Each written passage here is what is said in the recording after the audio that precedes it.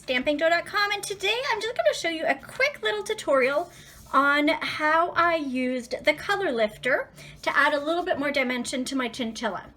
Now this stamp comes from the Witticism stamp set from Stampin' Up, and it is so cute. It's got all kinds of different characters and images that go with like really cute little sayings. So for this one here, I suggest using the shimmery white cardstock.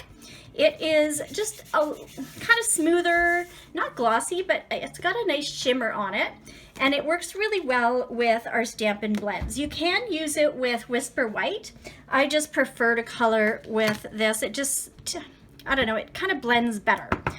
So we're going to make sure that that is inked really well. Sorry, I'm shaking my table.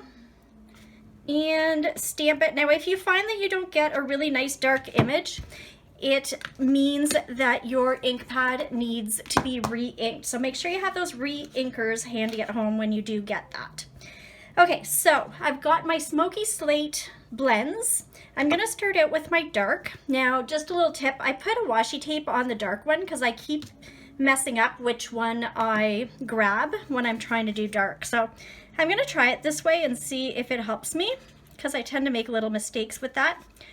Okay, so we're just going to do some of the dark first, and then we're gonna go back in with our light and just blend it. What I like about the blends is really you don't see any marker lines, which is really nice. So go around. So I'm going to show you on this little image here what the color lifter does, and what it's good for is taking ink away from the spots, like if you go outside the lines.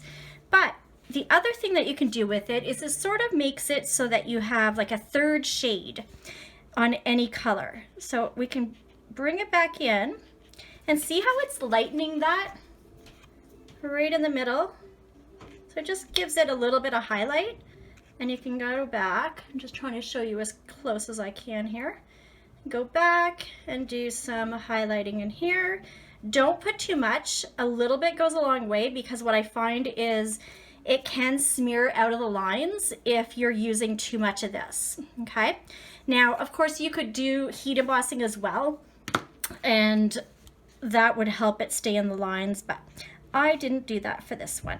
All right, so we're just going to continue doing a little bit over here. Just gonna do a little bit more for you just to kind of show you how it looks on the rest of them. Okay, so I find circles tend to work really nicely. And you want to work when that first color is still wet. Now these are alcohol-based markers, so they do dry pretty quickly. Just do his little ear, like that. And then we can go back in. I would be a little bit more careful if I was doing this in real life, but we can go back in and add some of those highlights. And it tends to get lighter as it dries too, so it's better to do little strokes at a time. But you can see how he's turning out. So on the card you can see how it's kind of finished on here. If you have any questions, please let me know. Give us a like on the YouTube channel or give me a comment. I would love it if you did. Have a great day. Bye.